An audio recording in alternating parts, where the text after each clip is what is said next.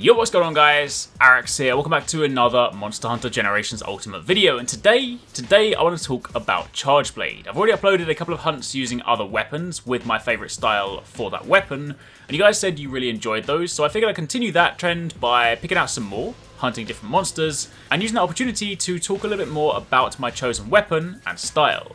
So, if you do enjoy this, then a like would be super appreciated, and be sure to comment down below and let me know what you guys are using right now, and if there's a particular weapon you'd like to see me use in upcoming videos. Also, if you haven't already entered the Spider-Man PS4 Pro giveaway, then there's a few more days to go, so be sure to click the link in the description box down below for your chance to win. Now, Charge Blade. If you guys know me, you'll know that this is without question one of my all-time favourite weapons. I've been using it since Monster Hunter 4 Ultimate. It was my main weapon for the majority of that game, and the majority of Monster Hunter World, but in Generations, in truth, I never used it as much. Sure, it's still a great weapon, but when Generations first launched on 3DS, there was one very core change to the way that Charge Blade played that just didn't sit right with me. As someone that has always used it more as a sword and shield, with ultra capabilities, my typical gameplay flow right back from 4U was always to build files and charge the shield, and simply shortcut to either Amped Element Discharge or Super Amped Element Discharge. It was a flow that I really enjoyed, and in Generations, while you did have style options, in Guild, the ability to go from shield thrust directly into AED was gone, and that for me made things a little clunky. Personal preference of course, but it's why I switched back to SNS in Gen. However, fast forward to Generations Ultimate and the introduction of Valor style, and oh my goodness do we have something awesome. Sure, that fundamental change is still present, but now we have a style that really and truly encapsulates what Charge Blade is all about. It makes equally good use of both Sword and Shield and the Axe mode, and we'll see you dipping and diving between both on a regular basis.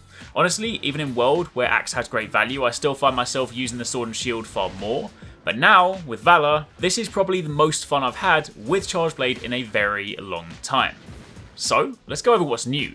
First and foremost, as is to be expected, when in Valor mode, before you build the meter, you have a somewhat limited moveset, so naturally, your first priority is building that meter. From your Valor stance, you have a Roundhouse Slash on X, which is pretty good for building meter, you have a Charge Slash on A, and you can morph into Axe with R. Similarly, in Axe you have a variety of options too, but typically I build meter with Sword and Shield just down to mobility. Once it's maxed though, this is where things get really cool. First up, you have that cool dash that the Greatsword had, and you can use this with both Sword and Shield and Axe mode, but with Sword and Shield mode, those dashes have guard points, so you can literally dodge through attacks, which is madness. Being in Valor, you then have your more conventional moveset back, but here's where things really start to flow. See, upon storing your files, if you press A, you'll then seamlessly morph into the horizontal double swipe in Axe mode, which dishes out file damage, impact in this case since that's the type of Charge Blade I'm using. But new in Valor mode is an extra move. Pressing A after this double swipe does the new overhead swing, which is naturally pretty great at sniping heads. Furthermore, you don't even have to worry about charging your shield in Valor, since it basically does it for you, in the same way that Longsword gets a blue gauge when in Valor, Charge Blade gets a blue shield. Admittedly, the blue shield isn't quite as strong since you don't get the mini file explosions when blocking, and the increased guarding capability only really applies on guard points. But as Charge Blade flow goes, it makes things a little bit more straightforward. So I guess you could say, while Charge Blade is often seen as a more complex weapon, and Valor 2 comes with its own complexities in the build-up, when you really break it down, this actually simplifies the flow a little bit. You attack to build Valor meter, storing files in the process. Once Valor is maxed, you then have blue shield for the duration. This isn't lost after an SAED, so you only ever have to worry about filling and storing your files. Charging files is fast, and the way you can seamlessly go from storing into Axe mode makes Axe a core part of your gameplay loop, and it just makes things so much more exciting to watch. The added dash makes moving around in either mode much easier, and if you're using an impact type Charge Blade, you also have the KO potential on top. So honestly, this has fast become one of my favourite weapons to use with Valor style. It's incredibly good fun, incredibly powerful when used correctly, and it is really a true embodiment of the Charge Blade. So, that my friends, is pretty much it for me. I'm going to let you guys watch the rest of this hunt to see Zinogre put to rest, but be sure to let me know down below if you guys enjoyed this video and this format, and if this is something you'd like to see more for other weapons.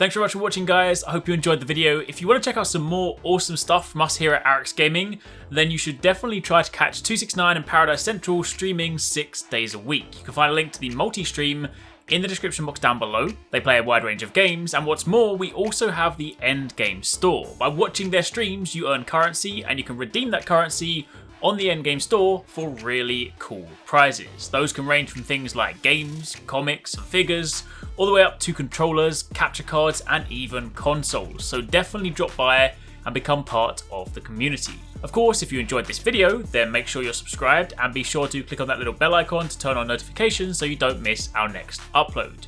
You can watch more videos by clicking on the options here, but once again, thanks very much for watching, take it easy, catch you next time, peace out.